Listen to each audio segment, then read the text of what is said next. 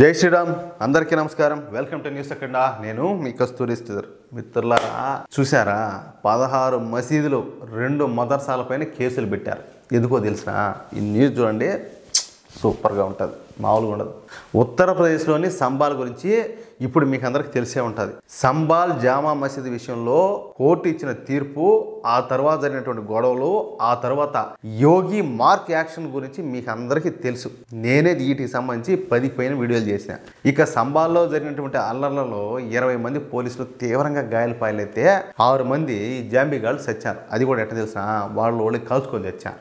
ఇక యోగి ఆదిత్యనాథ్ గారి action music అయితే ప్రారంభమైంది. ఇదేంద్రా స్వామి, యోగి ఆదిత్యనాథ్ యాక్షన్ అంటే ఓకే బాగానే ఉన్నది, ఈ యాక్షన్ మ్యూజిక్ ఏందని చెప్పి మీరు అనుకోవచ్చు. అంటే నాకు ఈ సంగీతం గురించి పెద్దగా పరిజ్ఞానం లేదులే, కానీ ఏదో మెలోడీ వెస్టర్న్ ఏదో అంటారు కదా, కానీ యోగి మ్యూజిక్ వేరుగా ఉంటుంది. ఆ మ్యూజిక్ లెవెల్ ఏందో మీకు కూడా తెలుసు. యోగి మ్యూజిక్ అంటేనే దడ అనేది నెక్స్ట్ లెవెల్ ఉంటుంది అనమాట. ఆ మ్యూజిక్ ప్రారంభమైంది. ఈ క్రమంలో యోగి ఆదిత్యనాథ్ ప్రభుత్వం 10ల సంఖ్యలో ఈ జాంబీగాళ్లకు సంబంధించినటువంటి అక్రమ కట్టడాలను కూల్చేశారు. అయితే ఈ సంబాల్ అల్లర్లలో పాల్గొన్నటువంటి వాళ్ళ సంఖ్య చాలా ఎక్కువ. అంటే దాదాపు 2500 మంది జాంబీగాళ్ళు ఈ అల్లర్లలో పాల్గొన్నారు. దీంతో వీళ్ళందరి సంగతి చూడాలని చెప్పేసి యోగి ప్రభుత్వం నిర్ణయించుకుంది. ఇక ఈ క్రమంలోనే ఈ కరెంట్ విద్యుత్ ఉన్నది కదా, ఆ కరెంట్ సరఫరా పైన విచారణ అయితే జరిపించారు. ఈ క్రమంలోనే షాక్ అయిపోయే అంశాలు వెలుగులోకి వచ్చినాయి. అర్థమవుతుందా?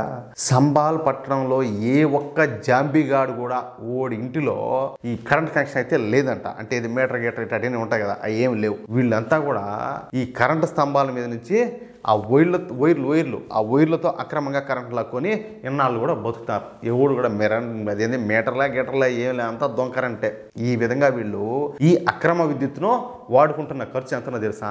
సంవత్సరానికి 14 కోట్లు. ఇక ఈ సంబాల్ ఎంపీ అయినటువంటి జియావుర్ రెహమాన్, ఎంపీ అంటే ఓయమ్మ, ఎంపీ అంటే ఆయన ఎంత గొప్పడో స్వామి, ఆయన దగ్గర ఎంత డబ్బులు ఉంటుందనో, ఆయన ఎంత గొప్పడో అని అనుకుంటారు మనోళ్ళు. కానీ ఆ జియావుర్ రెహమాన్ వాడు కూడా ఈ దొంగ కరెంట్ను ఉపయోగించుకుంటాడు. ఇక సాక్షాత్తు ఎంపీనే దొంగ కరెంట్ను వాడుకుంటా ఉంటే ఓయమ్మ ఇంక మాదేం ఉండదు ఆయన, ఏది మా లీడరే దొంగ కరెంట్ వాడుతున్నాడు, ఆయనే వాడేటప్పుడు మాదేం ఉండదు అన్నట్టు వీళ్ళు మిగతా వాళ్ళంతా కూడా వాళ్ళు ఊరుకుంటారా, వాళ్ళు కూడా అంతా దొంగ కరెంటే వాడతారు. ఇక ఈ విషయం వెలుగులేక రావడంతో ఈ దొంగ కరెంటును వాడుకుంటున్నటువంటి వాళ్ళపైన యోగి ప్రభుత్వం ఏకంగా 1400 కేసులు రిజిస్టర్ చేశారు. అంతేకాకుండా వాళ్ళపైన 11 కోట్ల రూపాయల జరిమానా విధించారు. ఇక ఈ సంబాల్లో దొంగ కరెంటును వాడుకుంటున్నటువంటి ప్రాంతాల్లో అసలు పూర్తిగా విద్యుత్ సరఫరాను నిలిపేశారు. అంటే కరెంటే లే, ఏదే ఆది మానవులు బతుకుతా ఉన్నట్టు రాయికి కొట్టుకొని బతకాలన్నట్టు కరెంటే దొబ్బినారు. అయితే ఇప్పుడు కొత్తగా మరొక 16 మసీదులపైన, అదేవిధంగా 2 మదర్సాలపైన ఏకంగా 42 కేసులు అయితే నమోదు చేశారు. ఈ కేసులన్నీ కూడా ఈ మసీదులు మదర్సాలు దొంగ కరెంట్ను, అంటే అక్రమంగా కరెంటును వాడుకుంటా ఉన్నందుకే ఈ కేసులన్నీ పెట్టడం గమనార్హం కాదు. ఏంది ఇది అంటాలే, ఏంది సరే.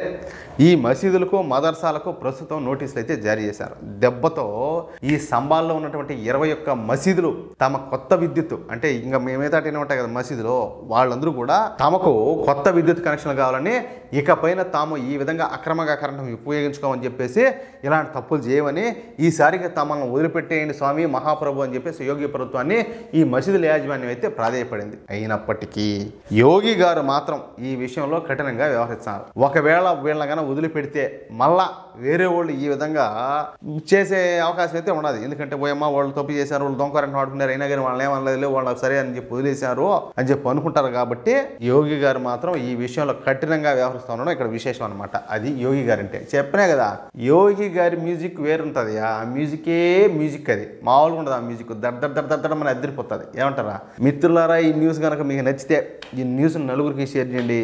అదేవిధంగా తప్పనిసరిగా ప్రతి ఒక్కరు కూడా మీ యొక్క అమూల్యమైన అభిప్రాయాలను ఖచ్చితంగా కామెంట్ చేయండి. మీ కామెంట్ కోసం నేను ఎదురు చూస్తూ ఉంటాను. అదేవిధంగా ఇంతవరకు మా ఛానల్ సబ్స్క్రైబ్ చేసుకోకపోతే దయచేసి ప్రతి ఒక్కరు కూడా మా ఛానల్ సబ్స్క్రైబ్ చేసుకోండి ప్లీజ్. జై శ్రీరామ్.